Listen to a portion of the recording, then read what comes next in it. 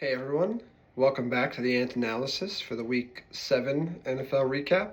Pretty good slate of games this week. Some surprising wins, just some really good competitive games.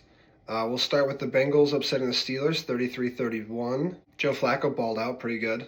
Expectations were pretty uncertain heading into this one, just due to how new Flacco is into the offense and how well the Steelers defense has been playing this season. So no one was really sure quite what to expect. I think the Steelers were pretty heavy favorites to win this game, and the Bengals kind of surprised them. It was a nice preview for kind of who's going to win the AFC North, especially if Flacco can keep up this kind of play. Rodgers and the offense keep rolling despite the loss. Their defense is really what fell short for them, so I wouldn't really put this on the offense. They were able to definitely put up the points and sustain drives and really capitalize. If Joe Flacco can keep this level of play up, though, that should keep the Bengals in playoff contention, leave Joe Burrow in a pretty good situation and when he comes back. For the Steelers, Rodgers was 23 of 34 for 249 yards, 2 touchdowns, and 2 interceptions. One of the interceptions, it was really more just a better defensive play. The defensive back kind of ripped it away from DK Metcalf right before going out of bounds. Warren had 16 rush attempts for 127 yards. Pat Freiermuth had 5 catches for 111 yards and 2 touchdowns. And DK Metcalf had 3 catches for 50 yards.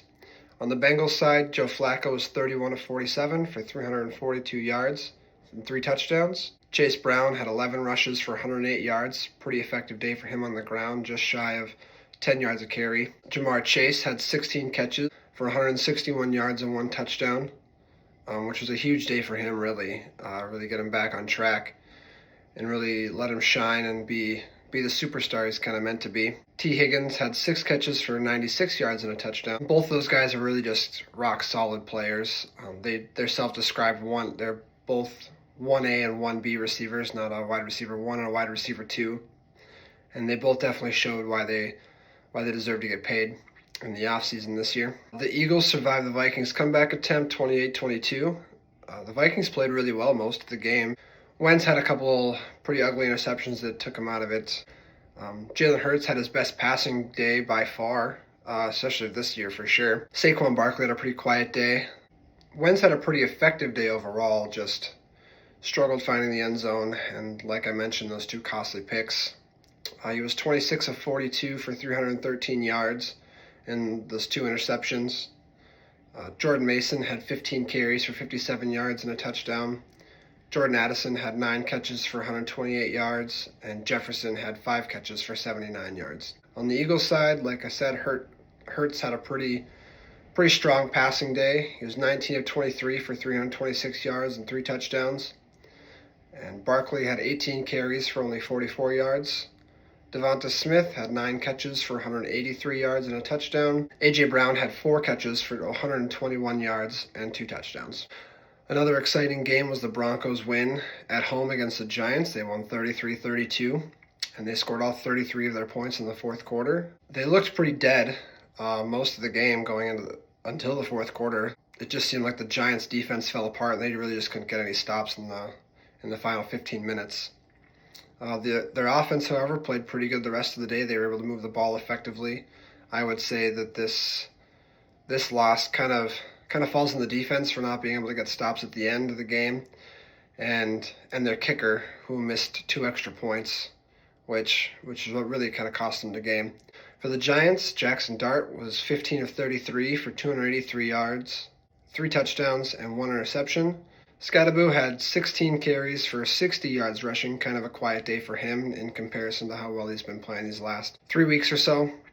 Wan'Dale Robinson had 6 catches for 95 yards. Ray Bellinger had 3 catches for 88 yards and a touchdown. On the Broncos side, Bo Nix was 27 of 50 for 279 yards, 2 touchdowns. He also had 5 rushes for 48 yards and ran in 2 scores. Dobbins had 15 carries for 81 yards. Sutton had 6 catches for 87 yards, and Mims had 6 catches for 85 yards. Recap how some of the rest of the games went. The Rams crushed in London, which was, I think, kind of surprising for everyone. Not really for how well they've played, but for their travel plan. They flew to London Saturday before the game, and they won 35-7 over Jacksonville, who'd already been there all week. The Bears defense rolled this week, and their defense really got them the win, 26-14 over the New Orleans Saints. The Browns beat the Dolphins 31-6. Their defense really just shut down the Dolphins. Chiefs shut out the Raiders 31-0 in a divisional matchup. The Panthers beat the Jets. It was kind of an ugly game. It's only 13-6. Big news from that game is Bryce Young is out with a high ankle sprain this upcoming week against Buffalo. Patriots keep winning. They beat the Titans 31-13. The Colts continue to keep winning as well. They beat the Chargers 38-24. They really kind of jumped out and really stayed ahead that game. The Cowboys blew out the Commanders 44-22, and Jaden Daniels ended up getting hurt again. The timetable is uncertain on when he's going to return. The Niners beat the Falcons 20-10. Atlanta really seems to be kind of riding a roller coaster up and down, where they'll have one really good week and then they'll kind of lay an egg the next week. The Monday night doubleheader started with Lions-Bucks, with the Lions winning 24-9. I think this was kind of a really anticipated game for everyone to watch. Potential playoff matchup with two teams that are really just kind of cruising this 2025 NFL season. Jahmyr Gibbs had a really big day. He had 218 total yards, and through 3 quarters, he ended up actually outgaining the entire Bucs offense, which was crazy to see. He had one break open 78-yard touchdown run that really kind of displayed how good he is as a running back. Other news from that one, though, is Mike Evans ended up breaking his collarbone, so he is out for the foreseeable future. Monday night concluded with Seattle getting an ugly win over Houston, 27-19, where both defenses played pretty good, but Seattle's ultimately was kind of the deciding factor. That's all for this week's Ant Analysis. Don't forget to like and subscribe, and we'll see you next week.